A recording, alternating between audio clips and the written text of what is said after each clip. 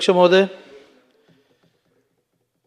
मी एक मच्छीमार समाजाचा असल्यामुळे व्यावसायिकच माझा मच्छीचा आहे आणि आज कोकणामध्ये मच्छीमारांवर आलेलं संकट हे मी प्रत्यक्ष अनुभवत आहे।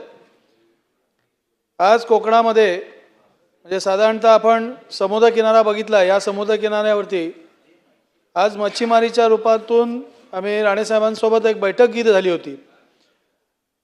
सुरुवातीला पर्सनेट आली आणि नंतर पर्सनेट नंतर आता LED फिशिंग आलेली आहे आणि ह्या LED फिशिंगमध्ये मच्छीमारांवर उपासमारीचं संकट दिवसेंदिवस वाढत चाललेलं आहे। म्हणजे मी ज्या गावात उटंबर गावामध्ये माझा जन्म झाला तिथे सकाळी 5 वाजता 2 सिलेंडरच्या फायबरच्या बोटी समुद्रात जायच्या आणि 9 वाजता या बोटी भरलेलं जाळं, मासेने भरलेलं जाळं घेऊन किनाऱ्यावर यायचं, घराच्या समोर आपल्या खाडीमध्ये ते मासे काढायचे। आज त्यांना पूर्णपणे उपासमारी आलेली आहे, त्यांना मासे मिळणं बंद झालेलं आहे। याचं एकमेव कारण आहे की LED फिशिंग। LED फिशिंग ज्या पद्धतीने केली जाते, म्हणजे LED फिशिंग करत असताना 2 बोटी समुद्रात असतात आणि त्यांना 25 नॉटिकलच्या बाहेर ती फिशिंग करायची असते, परंतु ते किनारपट्टीवर फिशिंग करतात। म्हणजे गावामधून मी गावी गेल्यानंतर माझ्या गावातून घरातून त्या बोटी समोर दिसतात आणि हे LED फिशिंग करत असताना हे ज्यावेळेस एका बोटीमधून 100 हजार वॅटचे बल्ब पाण्यामध्ये सोडले जातात आणि नंतर दुसरी बोट असते त्याच्यामध्ये पर्सेंट टाईपचं नेट असतं आणि हे नेट साधारणतः बल्ब सोडल्यानंतर एक 3-4 तास थांबल्यानंतर हे नेट मारलं जातं। एका वेळेस कमीत कमी 10 टन 20 टन मच्छी त्या बोटीमध्ये पकडली जाते। मच्छी पकडल्यानंतर त्याचा दुष्परिणाम असा होतो की ही मच्छी पकडत असताना साधारणतः 5 ते 6 इंचाचे जे मासे असतात यांचे त्या 1000 वॅटच्या बल्बने डोळे बाहेर येतात। म्हणजे याचा अर्थ असा आहे की त्या नेटमध्ये आलेली छोटी मोठी जी काय मच्छी असेल तिथे त्या मच्छीचा नाश होतो, ती तिथे मरण पावते। म्हणजे समुद्रातली पैदास त्याच दिवशी त्या क्षणाला बंद होते। अशा प्रकारे ही मच्छीमारी LED फिशिंग होत आहे आणि ही LED फिशिंग होत असल्यामुळे आज जी मच्छीमारांना उपासमार आलेली आहे, म्हणजे सर्वसामान्य ज्याचं पोट त्या समुद्राच्या मासेवर होतं आणि हे कोळी समाज असेल, आगरी समाज असेल किंवा आता जो किनारपट्टीवर भंडारी समाज देखील आहे, यांना देखील उदरनिर्वाहासाठी हे मच्छीमारीसाठी ती मच्छीमारी पूर्ण बंद झालेली आहे। माझं सरकारला एवढंच विनंती आहे की या LED फिशिंगच्या बोटी ज्या पकडल्या जातात साहेब, या पकडल्या जातात, आता जी गेल्या आठवड्यात जी बोट पकडली गेली त्याला 1 लाख रुपये दंड मारलेला आहे। पण साहेब हे होतं काय की हे LED फिशिंग करणाऱ्या एक बोट नसते, हे 50-100 बोटीचा हा ताफा असतो आणि मग एखाद्या महिन्यामध्ये एखाद्या बोटीवर ती दंड आकारायचा आणि हे 50-100 जण सगळं कॉन्ट्रीब्युशन करून त्या बोटीचा दंड भरतात आणि ती बोट पुन्हा ती सुखरूप घरी येते किंवा तुम्ही काही दिवस ती ठेवता। माझी अशी म्हणणी आहे ती बोटच जी LED फिशिंग करणार असताना बोट जी पकडली जाते ती स्क्रॅप करा। आणि याच्यामध्ये मच्छीमार नाही, मोठमोठ्या कंपन्या आहेत साहेब। याच्यामध्ये सर्वसामान्य त्या गावामध्ये राहणारा मच्छीमार कोणी नाही, यामध्ये मोठमोठ्या कंपन्या आलेल्या आहेत आणि ह्या कंपन्या करोडो रुपयाचं इन्व्हेस्टमेंट करतात आणि ह्या समुद्रातल्या मच्छीचा नाश करतात। म्हणून माझी आपल्याला एवढीच विनंती आहे।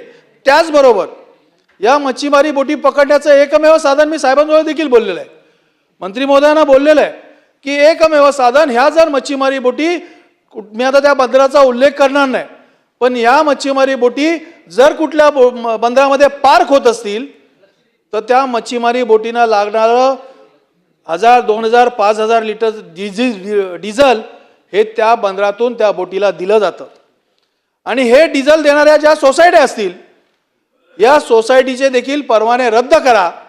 तर या बोटीनं जर का डिझेल मिळालं नाही त्या बंदरामध्ये, कारण या बोटी काय गुजरातहून येऊन हरण्या बंदरात मच्छीमारी करणार नाहीत किंवा समजा रत्नागिरी बंदराच्या समोर मच्छीमारी होत असेल ते काय आणखीन बाहेरून कुठून येणार नाहीत, ते जवळच्या बंदरातच बोटी पार्क करतात, त्यांना हवा असलेला डिझेल भरतात, त्यांना हवा असलेला बर्फाचा साठा करतात, कारण बर्फ नसेल तर ह्या बोटी जाऊन फिशिंग पण करू शकणार नाहीत, म्हणून हा बर्फाचा साठा करतात। तर हे तिथे त्यांचा त्या सोसायटीचं डिझेलचे परवाने देखील रद्द करा, तर हीच LED फिशिंग बंद होईल। अन्यथा हा कोळी समाज, हा समुद्रकिनाऱ्या 700 किलोमीटरचा कोळी समाज, मच्छीमारी करणारा समाज हा दिवसेंदिवस उद्ध्वस्त होत चाललेला आहे आणि हा उद्ध्वस्त होणाऱ्या समाजाला वाचवण्याचं काम मात्र सरकारचं आहे, ही त्या निमित्तानं मी आपल्याला विनंती करतो। आणि त्याचबरोबर दुसरं एक संकट आज आलेलं आहे कोकणावरती, देवस्थान इनाम जमिनीचं. या देवस्थान इनाम जमिनी उदाहरण म्हणून मी सांगतो, उंबरशेत ग्रामपंचायत उटंबर कोळीवाडा इथे देवस्थान इनाम 600 एकर जागा अशी देवस्थान इनाम दाखवली गेली. याकूब बाबाचा दर्गा आहे तिथे, महालक्ष्मी मंदिर आहे, शंकराचं मोठं मंदिर आहे आणि हे पुरातन काळातली मंदिर आहेत. परंतु एक मुस्लिम समाज असं सांगतो की ही देवस्थान इनाम ही जागा फक्त आमचीच आहे आणि त्यामध्ये असलेले काही मुस्लिम समाजाची लोक म्हणजे मकबूल दिनवारे असेल, जेऊर उंबरकर असेल, ही मंडळी गावामध्ये त्या 600 एकरमध्ये बागायतदारांना आंबा जरी काढला तर तरी आंबा काढल्यानंतर तो आंबा रस्त्यापर्यंत आणून देत नाही, कारण ह्या जागा आमची परवानगी घेतल्याशिवाय त्या रस्त्याने तुम्हाला जाऊन देत नाही. तिथे वडिलोपार्जित असलेली गावं आहेत. या गावामध्ये घर जरी दुरुस्त करायचं असेल, घर रिपेअरिंग करायचं असेल तरी यांची परवानगी घ्यावी लागते. हे ग्रामपंचायतीला तक्रार करतात की ही जमीन. साहेब 1 मिनिट बोलू दे. मी कोकणातला आहे, मी मच्छीमार आहे, मला त्या व्यथा मांडाव्या लागतील. तर ते जे आहेत हे कोकणातल्या वडिलोपार्जित घरांवर देखील ऑब्जेक्शन देतात. ते जातात दापोलीमध्ये आणि कोर्टामध्ये दावा दाखल करतात, ही आमची देवस्थान इनाम जागा आहे, याच्यामध्ये हे घर बांधतंय आणि मग ह्याच्या घरावर माझं ऑब्जेक्शन आहे. ते घर थांबलं जातं. कोर्टाचा नंतर निर्णय त्या मालकाच्या बाजूने दिला जातो. परंतु वर्ष, 2 वर्ष, 5 वर्ष ही घरं थांबतात. साधारणतः त्या उंबरशेत ग्रामपंचायत ग्रामसेवक देखील यांना घाबरून तिथे कोण कामावरच यायला तयार होत नाही. अशा प्रकारची दहशत निर्माण केलेली आहे. तर माझी विनंती आहे, ह्या ज्या देवस्थान इनाम जागा आहेत त्याचा सरकारने लवकरात लवकर निर्णय घ्यावा. आणि त्याचबरोबर साहेब आपण कोकणात, मी देखील नेहमी कोकणात जातो, माझा आठवड्यातून एक फेरी माझ्या गावी असते, मी जातोच, माझा व्यवसाय आहे तिथे. साहेब आपण पनवेलला गेलात, पनवेल पासून मी गोरेगाव पर्यंत जातो, आपण 80च्या स्पीडनी गाडी चालवून दाखवावी. आज कॉन्क्रीटचे रस्ते झालेत, त्या रस्त्यावरती मला असं कुठेही आढळत नाही की ते रस्ते 0 लेवलला आहेत. ते रस्ते असे आहेत की तिथे 80च्या स्पीडनी गाडी चालवलात तर तुमची गाडी हलायला लागते. साहेब माझी विनंती आहे, जे कोणी अधिकारी तिथे त्या इन्स्पेक्शन करत असतील त्यांच्यावर कारवाई करणं गरजेचं आहे. जे ब्रिज बनवले गेलेत साहेब, ब्रिज बनवले गेलेत तर काहीतरी जाऊन ते ब्रिज बघा, त्या ब्रिजची अवस्था काय, ज्याला 2 वर्ष झाली, 4 वर्ष, त्या ब्रिजची अवस्था काय, त्या ब्रिजची अवस्था देखील फार भयानक आहे. म्हणजे आपलं कुठलं नियंत्रण राहिलेलं नाही, म्हणून तिथे देखील बघणं गरजेचं आहे. साहेब मायनिंग, माझ्याकडे हा मायनिंग विषय आहे. दापोलीमध्ये केळशी बंदरामध्ये केळशीमध्ये हे मायनिंगचं काम अशा पुरा मायनिंगच्या माध्यमातून चाललंय.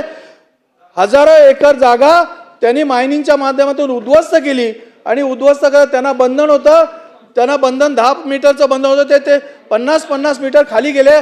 बाजूच्या स्वतःच्या सगळ्या जागेतल्या पाणीचा स्रोत बंद झाले आणि त्याचबरोबर या मायनिंगमुळे लाल मातीचा धुळा निघायला लागला. सगळे आंबा बागायतदार उद्ध्वस्त झाले, कारण आलेला मोहर असतो त्याच्यावरती ही पावडर पडते आणि त्या मोहराला फळच येत नाही. म्हणून त्या माध्यमातून हे मायनिंगच्या माध्यमातून झालं. त्याचबरोबर अनेकांनी सांगितलं, मी जास्त वेळ घेणार आहे साहेब. आंबा आणि काजू बागायतीची जी परिस्थिती झाली, एकच मिनिट मला एकच मिनिट द्या साहेब.